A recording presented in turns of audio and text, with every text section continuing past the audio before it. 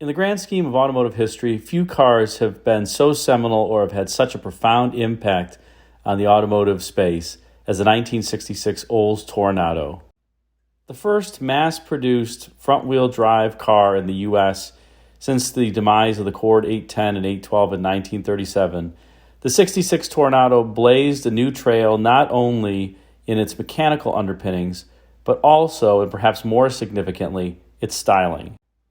Penned by GM design stylist David North in the early 1960s, the Toronado was introduced for the 1966 model year and continued all the way through 1992 when it was sunset, albeit this first generation ended in 1970.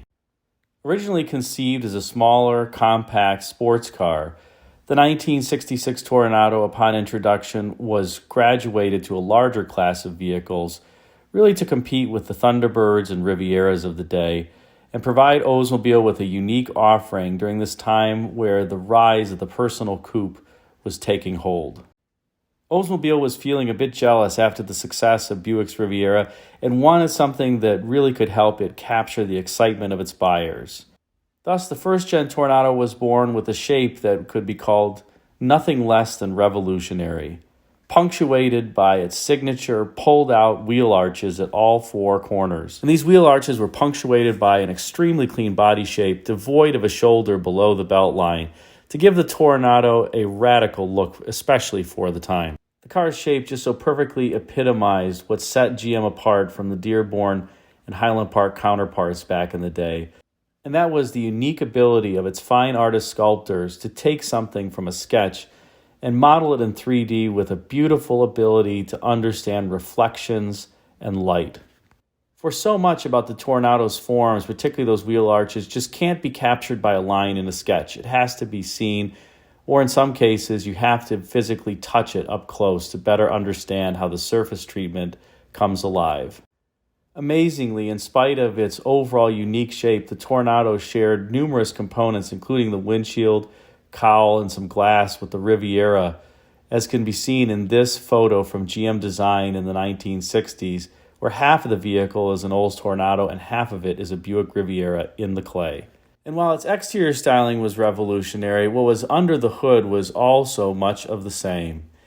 While the conventional Olds 425 cubic inch V8 was found under hood in 1966, it did make a bit more horsepower than in either the Starfire or Olds 98 at 385 horsepower. However, the real change was the front-wheel drive setup, which in this longitudinally mounted configuration consisted of a turbohydromatic 425 transmission coupled to a final drive and then half shafts that drove the front wheels. This turbohydromatic 425 transmission was effectively a 400 transmission that was split after the torque converter and a high-vo chain employed to transfer the power from the torque converter to the transmission, whose output shaft was pointed toward the front of the car and connected to a front differential. This differential, as previously mentioned, was connected to two half shafts that would then power the wheels. When this combination initially came out, there were some reservations about whether or not it was going to be appropriately robust to power the vehicle, particularly one with 385 horsepower under hood, or whether it was going to break due to its inability to handle torque loads. Well, that soon proved to be something that was not a concern, and in later years, a similar configuration was dropped into the engine bay of GMC's motorhomes, powering the 23 and 26-foot long vehicles with relative ease and a small amount of modifications. The Tornado's engine also employed the use of the first-year Rochester Quadrajet carburetor, which had a novel design in that its primary Venturis were significantly smaller than the secondary Venturis, enabling excellent fuel economy when operating around town, as well as excellent performance when a driver decided to hit the go pedal.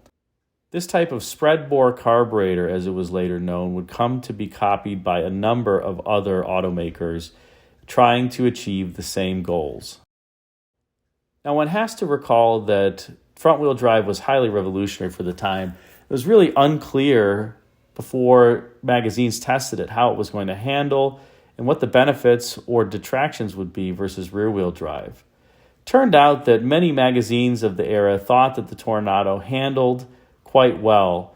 In fact, Motor Trend named it Car of the Year. But its real Achilles heel in terms of the overall chassis was its brake system, with four-wheel drums that were relatively undersized even compared to its sibling, the Riviera, which employed Buick's excellent aluminum fin drum setup. However, the Toronado did have some unique components at the tires in that they employed a Firestone design for an 8.85 by 15-inch tire called the TFD, or Toronado Front Drive Tire. Had a stiffer sidewall than normal, and it also had a different, thinner pinstripe than is normally seen on these tires. And it seemed to work relatively well, although a number of buyers complained about the Tornado's overall ride that was delivered through its torsion bar front suspension and single-leaf rear setup.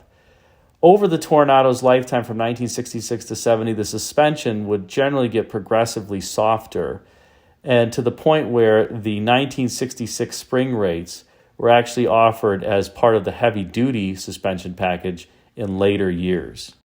This ride would generally be one of the Achilles heels of the Toronado, and indeed the Eldorado at the time, as they employed this torsion bar front, single-leaf rear setup that was a bit suboptimal, coupled with a long subframe that ended right at the forward edge of the rear suspension.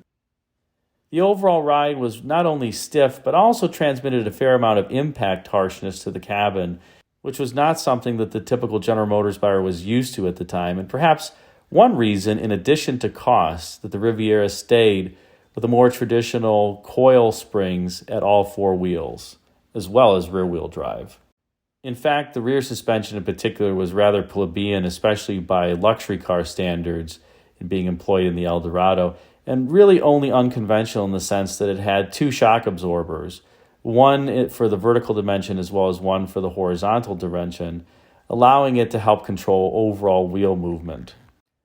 On the interior, the Toronado featured a unique concept in that it had a color-coded driver instrument binnacle as well as a rubber floor mat, forming a so-called driver-centric gauge cluster and instrument panel, albeit this particular instrument panel was not canted at all towards the driver like the later 1960s Grand Prix.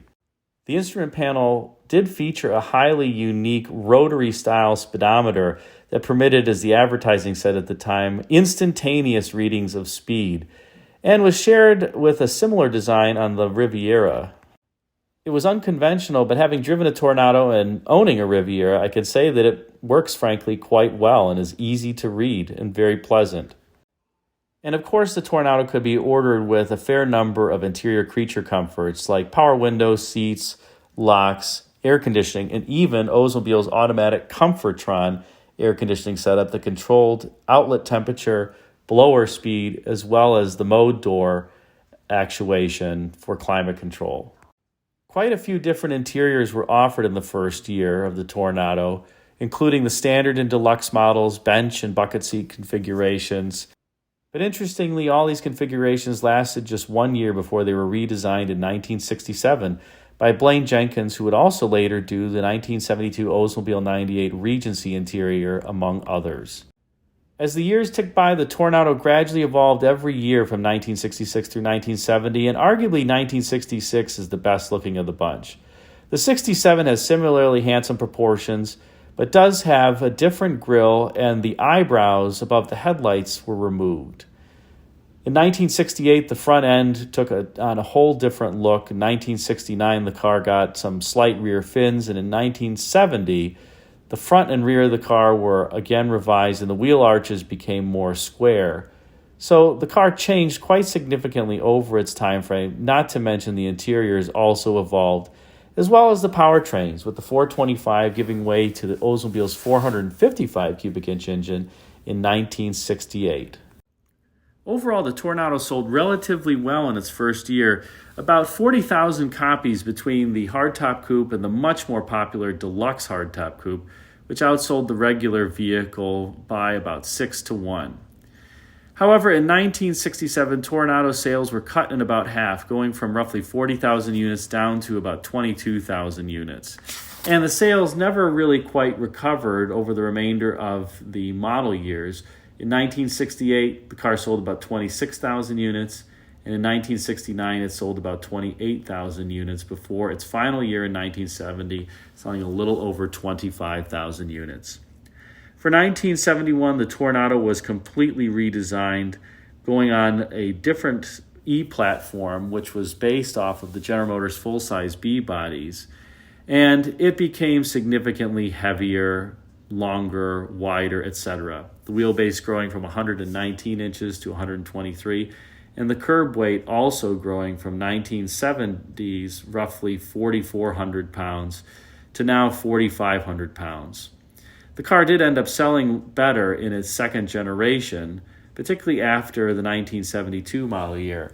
But the 1966 Toronado remains the one for enthusiasts that they love. And it's this combination of styling as well as mechanicals that makes the 66 Toronado so unique and one of the best and most seminal cars ever designed.